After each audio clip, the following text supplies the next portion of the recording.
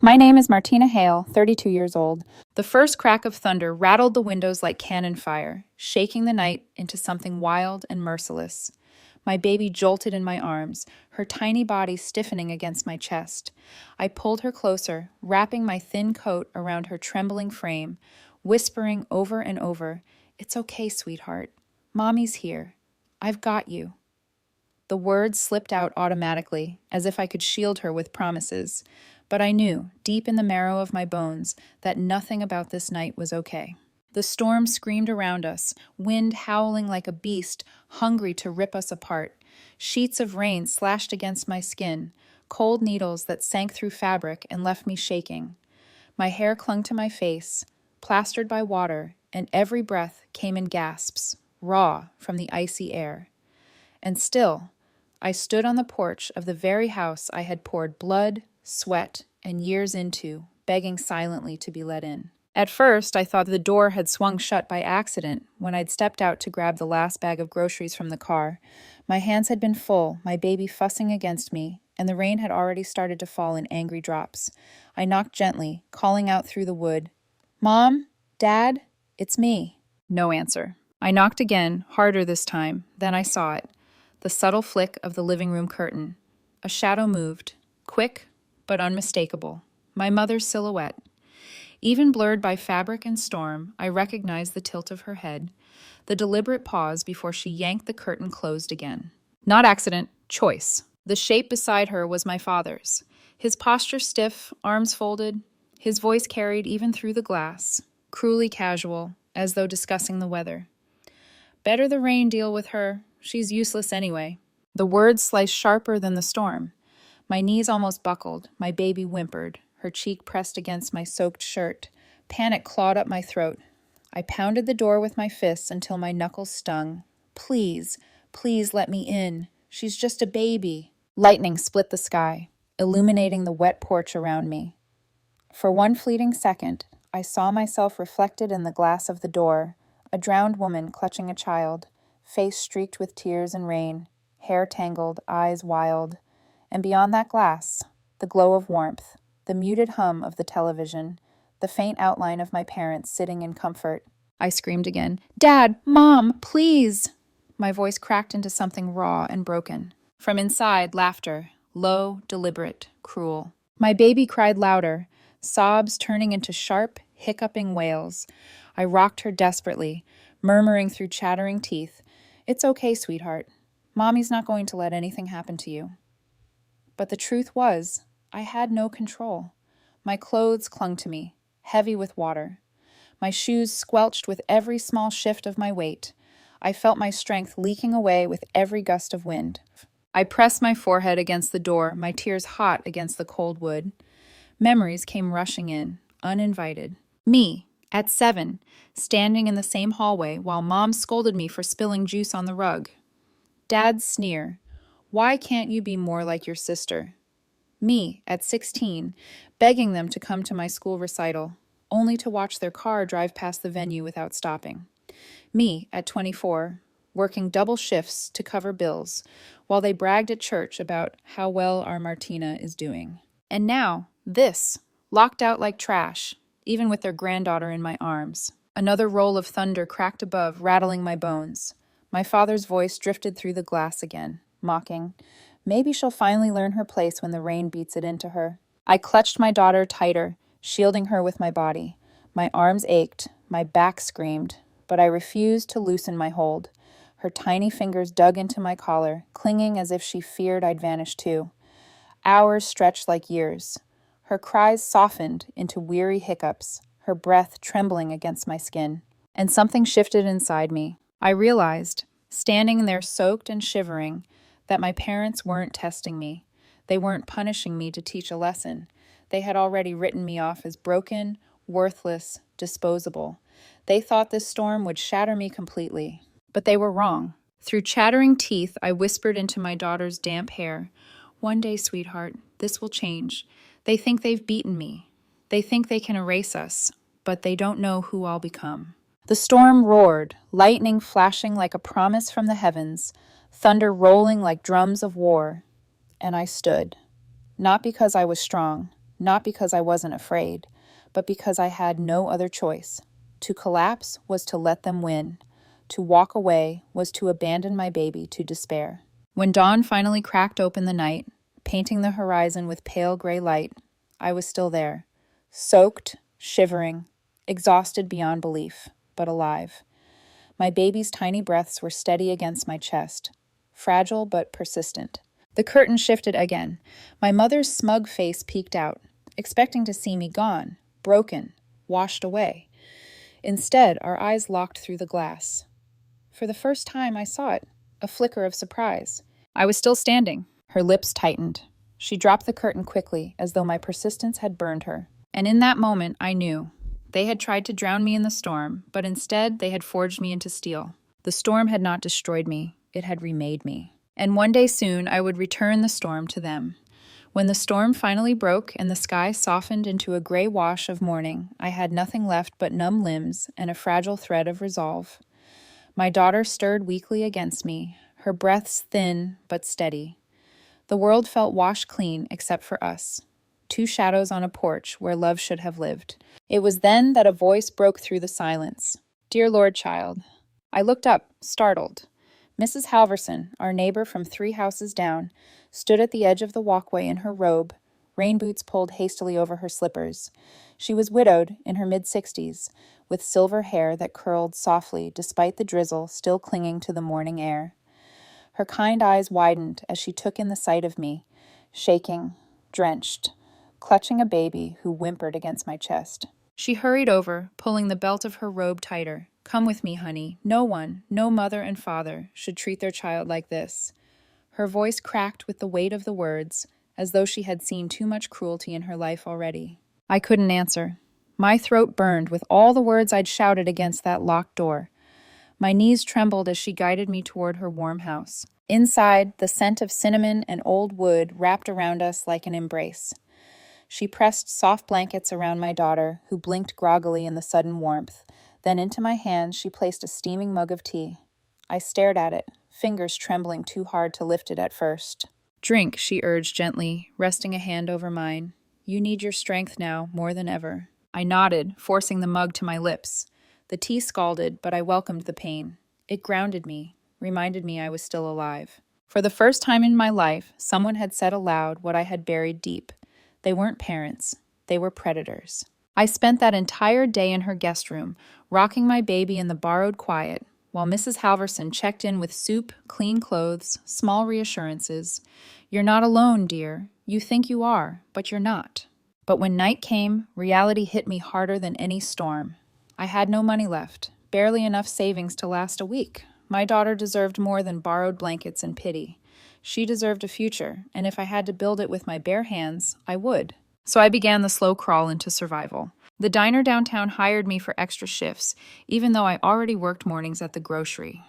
I strapped my baby to me in a sling, balancing trays heavy with burnt coffee and greasy plates while ignoring the ache in my spine. The smell of fried eggs clung to my hair long after I left. At night, I cleaned office floors, the vacuum's dull hum almost drowning out the anger twisting in my chest. "Don't you ever get tired?" one of the cashiers at the grocery asked once, watching me punch out and head straight to the diner. "Yes," I said flatly, shifting my baby's weight against me, but tired is better than helpless. Every dollar I earned, every coin I tucked away, became a shield for my child. I bought diapers instead of dinner, formula instead of new shoes, secondhand clothes instead of medicine for myself when I caught a cold. I told myself it was worth it every time I saw my daughter's small smile, every time her tiny hand gripped mine like I was her whole world. Meanwhile, my parents flaunted their wealth as though my suffering was a private joke. I saw it online. My younger sister Lindsay posting photos in glittering dresses, Dad's arm draped proudly around her shoulder, Mom boasting about their new curtains, the same curtains she had pulled shut in my face. One caption still burns in my mind: "Family nights are the best nights." I laughed bitterly when I saw it, the sound hollow in my cramped apartment. "Family?" I muttered to the empty walls. They had erased me from their picture, both literally and metaphorically. But I didn't argue. I didn't comment. I stayed silent. Because silence, I learned, is a weapon. Over time, I became invisible to them, and in that invisibility, I discovered a strange kind of power. When people think you don't exist, they reveal themselves without fear. I learned where my parents went, what they bragged about, how they flaunted their false generosity. My father boasted at poker nights about money he didn't actually have. My mother bragged at church about her reputation as the perfect Christian woman. Lindsay gushed about her boyfriends who spoiled her with gifts she didn't earn. They were loud in their triumphs, careless in their lies, and I was always listening. At night, once my daughter was asleep, I spread papers across the tiny kitchen table. Bills in my name that I had paid for them, records of debts they had forced onto me, copies of sale contracts they'd hidden, photos of their expensive purchases, the champagne, the dresses, the renovations. I traced lines between them like mapping a crime scene. Piece by piece, I was building a quiet case. Not just for revenge, not yet, but for survival, for proof, for the day they would try to bury me again and I would finally have the strength to strike back. Still, I couldn't shake the ache. At times, exhaustion hollowed me out until I felt like little more than a shadow pushing through days. I would hold my daughter close and whisper, "We'll make it, sweetheart. One day this will all mean something. One day we'll rise." And though she was too young to understand, her tiny fingers curling around mine gave me the courage to believe my own words. Invisibility had become my shield, survival my weapon. But deep inside, something darker waited, a storm gathering in silence, biding its time. Because storms don't forget, and neither did I. The years slipped by in uneven rhythms, long nights working, short mornings waking to my daughter's soft smile, endless afternoons spent piecing together a life from scraps. My world shrank to the size of our one-bedroom apartment, yet inside it bloomed something far greater than my parents could have ever imagined. Peace born from determination. My daughter Ava grew into a curious child with eyes wide enough to swallow the world. She didn't remember the storm, didn't carry the weight of that night, and I wanted it that way. When she asked about Grandma and Grandpa, I kept my answers vague. They live busy lives, I said once, my throat tightening on the lie.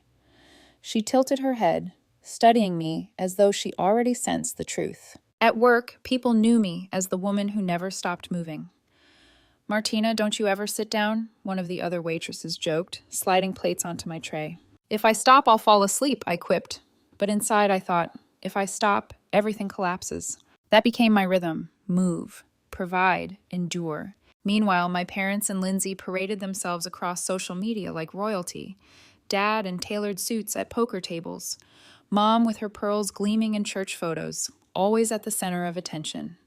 Lindsay, radiant in borrowed designer gowns, smiling into cameras as if she had won some invisible prize. One evening, while Ava colored at the kitchen table, I scrolled through my phone, the glow of the screen harsh against our dim apartment. There they were, my family, my blood, posing in front of the very house I had been locked out of. The caption read, "Grateful for family." A laugh tore from my chest, brittle and bitter. "Grateful?" I whispered under my breath. Ava looked up, frowning. "Mommy?" I quickly set the phone aside, forcing a smile. "Nothing, sweetheart, just a silly picture." But that night, when she was asleep, I picked the phone back up and stared. I zoomed in on their faces, memorizing every smug detail. Each smile was fuel, each caption, another spark to the fire I was building inside. Silence had made me invisible, but invisibility gave me freedom. They no longer watched me, no longer cared enough to track where I went or what I did. And so I listened, I observed. I became a witness to their hypocrisy. At the diner, a man who often played poker with my father let slip, "Your old man owes more than he wins. Funny how he brags about his luck." At the grocery, an old church acquaintance told another cashier, "Martha Hale is always first to volunteer, but I've never seen her spend a dime on anyone but herself." I tucked every word away, storing them like coins in a vault. Still, gathering whispers wasn't enough. I needed proof. So I kept my receipts, every bill I had ever paid that once belonged to them. I photocopied statements. I hunted through records at the courthouse, finding sales contracts they had hidden when pawning off items behind my back. Late at night, while Ava slept, I spread it all out across the table, a paper mosaic of betrayal. Sometimes Ava would wake and wander out, rubbing her eyes. "Mommy, why are you still up?" I'd quickly shuffle the papers into a neat pile and smile. Just working, sweetheart. Go back to sleep. She'd nod, too trusting, and crawl into my lap. I'd hold her until her breathing slowed again, her warmth seeping into my tired bones. And each time I whispered silently, "Everything I'm building for you." My daughter became my anchor, but she was also my mirror. Through her, I saw what I had endured and what I refused to pass on. When she clapped with joy over a secondhand toy, when she danced barefoot to music on the radio, when she whispered, "I love you, Mommy," without hesitation, I knew I was breaking the cycle, even as my parents tried to erase me. But they couldn't erase what they didn't see. I started keeping a leather-bound notebook. Every date, every expense, every overheard remark. Dad skipped out on poker debt again. Mom bought another diamond necklace. Lindsay bragged about her boyfriend buying her a car. I wrote it all down. Each entry was a thread, and slowly the threads wove into a net. And yet, a part of me still longed, not for reconciliation, but for acknowledgement, for them to see me, even if only as their enemy. Because being invisible cut both ways. One night, exhaustion pressed on me so heavily, I slumped against the kitchen table, staring at the scattered papers. Ava's crayon drawing sat among them. A house with a red roof, stick figures holding hands, smiling faces. She had written "Mommy plus Ava" in crooked letters. My heart cracked at the simplicity of her hope. "They'll never draw us into their picture," I whispered to myself, tracing the crooked letters with my finger. "So we'll draw our own." That was the moment I realized my silence wouldn't last forever. Invisibility had kept me safe, but it wasn't the end game, it was preparation. Storms gather in silence, clouds thicken, winds shift, the air grows heavy. And then, without warning, they break open. I was no longer just surviving, I was preparing for the day my silence would end. The flyer appeared on the community bulletin board outside the grocery where I worked. A neat little square of glossy paper, its edges curled from humidity. Fundraiser for families in need, hosted by the Hale family. My throat tightened as I read the names, my parents listed as hosts. Their faces smiled from a posed photograph, Lindsay standing between them like a prized jewel. The irony was almost laughable. Families in need? They had locked their own blood out in a storm. That night, at our kitchen table, I stared at the flyer while Ava colored beside me. Her crayons scratched across the page, blissfully unaware. I whispered to myself, "This is it." For weeks I prepared. I gathered everything: receipts, bills, testimonies, copies of debts in my name, statements from neighbors who had seen me shivering outside. My kitchen became a war room. Papers spread like a battlefield map. Ava would ask, "What's all this, Mommy?" I kissed her forehead and said softly, "It's the truth, sweetheart. And one day, you'll understand why the truth matters." The night of the fundraiser arrived with a cruel kind of beauty. The hall glowed like a palace, chandeliers spilling gold light over polished floors. The sound of laughter and clinking glasses floated outside as I stood in the shadows, Ava bundled close against me. My palms sweated, my heartbeat thundered. Fear gnawed at me, whispering I had no right to be here. But then I looked down at Ava's round eyes, trusting, steady. Her little hand curled around my collar, and I remembered the storm, remembered the locked door. And I stepped forward. The glass doors gave way to warmth and perfume and candlelight. Heads turned. Some faces lit up in recognition, others frowned in confusion. But I only saw 3 faces that mattered. Mom's smile froze midair, wine glass suspended. Dad's jaw clenched, his eyes narrowing with disgust. Lindsay's laugh snapped off, her lips twisting into a smirk. "What are you doing here?" Dad hissed, his false grin snapping back onto his face for the crowd. "This is not for your kind," Mom whispered sharply, leaning close. Her eyes darted around, afraid someone might overhear. "Take your bastard child and leave before you embarrass us." The words should have cut. They didn't. Not anymore. I adjusted Ava on my hip, kissed her damp hair, and stepped forward to the microphone my father had just used to preach about family values. My hand shook, not with fear, but with fury. The hall quieted, dozens of eyes turning toward me. "You want to hear about family values?" My voice rang out, brittle but clear. "Then let me tell you about this family." Gasps rippled through the crowd. My parents froze, their smiles stiff, bodies locked. "For 9 years," I began, pulling a folder from my bag, I worked to pay off debts that didn't belong to me, debts my father refused to touch. While my mother bought perfume more expensive than my groceries, while my sister flaunted jewelry she never earned, I was breaking my back with double shifts. I held up a receipt, stamped and signed. Every payment in my name, not theirs, mine. Murmurs swelled, faces twisted, whispers darted across tables. And how did they thank me? My voice cracked like a whip. By locking me out in a thunderstorm with my baby in my arms. While lightning split the sky, while rain soaked us to the bone, I begged them to let us in. My voice rose, trembling but strong. My mother pulled the curtain shut. My father laughed. Better the rain deal with you. She's useless anyway. The hall erupted. Gasps, angry voices, chairs scraping. A woman in pearls clapped her hand over her mouth. A man near the stage shook his head. Monsters, he muttered. My parents' faces drained of color. Dad shook his head violently. She's lying.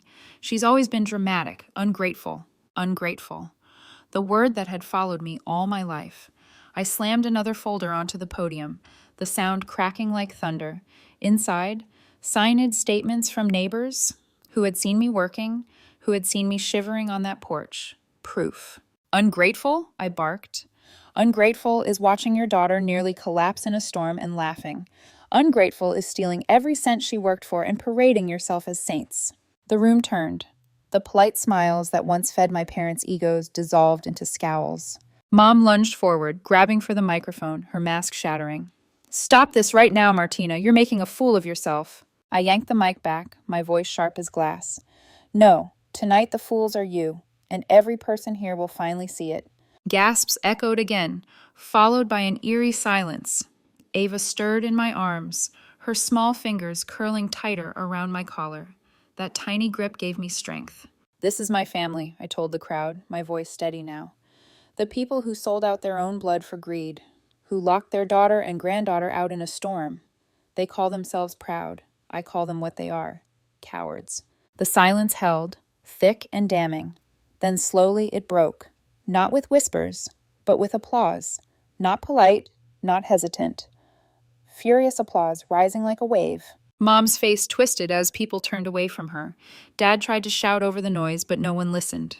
Lindsay's smirk had vanished. Her hands trembled as she covered her face. I stepped down from the stage, holding Ava close. The crowd parted for me, eyes filled with pity for me, disgust for them. My parents stood stranded, stripped of the one thing they worshipped most, their reputation. Outside, the night air was cool, stars scattered across the sky like sparks. I breathed deep, Ava's small weight grounding me. They had tried to bury me in rain, but tonight I had become the storm that washed them away. The applause still rang in my ears long after I stepped into the night. It followed me out of the hall, down the stone steps, and into the cool embrace of darkness.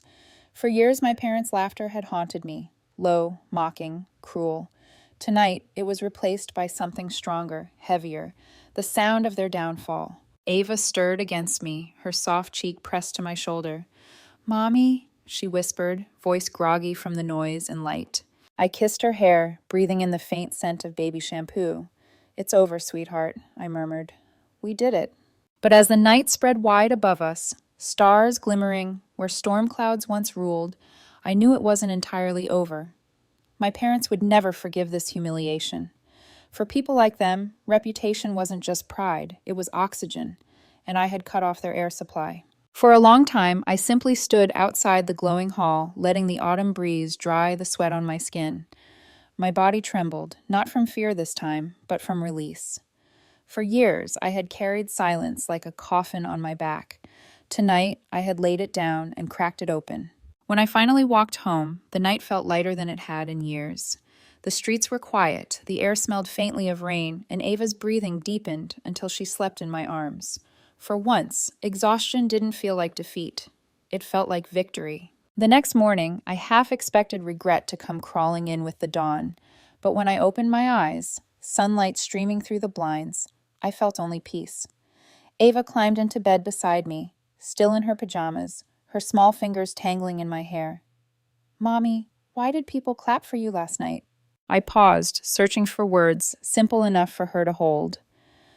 "Because, sweetheart, sometimes telling the truth makes people see what's been hidden, and when they see it, they understand. She nodded, satisfied, then nestled against me. Her trust was the only approval I ever needed. Yet news traveled fast. By noon, my phone buzzed with messages from coworkers, neighbors, even strangers. We had no idea. You were so brave. They should be ashamed. The words spilled in, validation from voices that once ignored me. And still not a single message from my parents or Lindsay. At the diner, regular customers greeted me with quiet respect. "You did the right thing," one woman whispered as she slid her plate forward. "Some people need to be unmasked." At the grocery, a man who had once played poker with my father shook his head. "Never thought I'd see the day. He had us all fooled." Their pity was almost as heavy as their praise, but I accepted it. It wasn't for them that I'd spoken. It was for me, for Ava, for the girl who had once stood shivering on a porch begging for shelter. Still, at night, as I tucked Ava into bed, I couldn't ignore the question that pressed against my ribs. What now? I knew my parents wouldn't vanish quietly. They would claw for control, scramble to rebuild the empire of lies I had shattered. And Lindsay. I wasn't sure if she would turn on them or cling tighter out of fear. The storm I had unleashed wasn't finished. It had only changed direction. One evening, a week after the fundraiser, I stopped by Mrs. Halverson's house. She greeted me with her usual warmth, ushering me inside. Over tea, she reached across the table and squeezed my hand. "You've done something most people never dare, standing up to the ones who raised you. That takes courage, child." I swallowed hard, her words sinking deep. It didn't feel like courage. It felt like survival. She smiled sadly. "Survival is courage. And don't forget, you didn't just survive. You exposed them.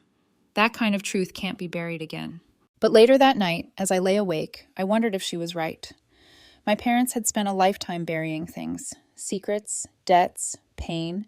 Couldn't they try to bury me too? The thought should have terrified me. Instead, it sharpened my resolve. I was no longer the girl who begged at locked doors.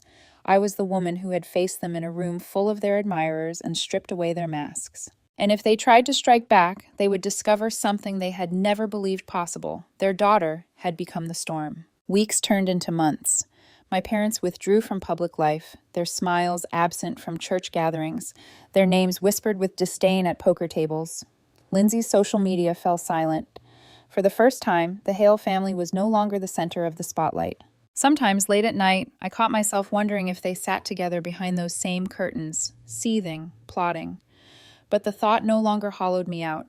It only strengthened me. Because storms don't pass without leaving scars, and every scar is a reminder. One evening, Ava crawled into my lap with another drawing, this time a house with a red roof, 2 figures holding hands, smiling. Above them, she had drawn a storm cloud, but beneath it, a rainbow stretched wide. "See, Mommy," she said proudly, "the storm goes away, but the rainbow stays." I hugged her tightly, my throat thick. "Yes, sweetheart, the rainbow stays." And in that moment, I knew, no matter what my parents did next, no matter how they tried to rebuild their illusions, they could never undo what had been revealed. They had lost the one thing they valued most. I had lost them too, but in the end, I realized I had never truly had them. What I had now was more precious: freedom, dignity, a future I was building with my own hands, brick by brick, storm by storm. And perhaps, just perhaps, the story wasn't finished, because storms have a way of circling back, testing the strength of what's been rebuilt. If they came for me again, I would be ready, because this time the storm was mine.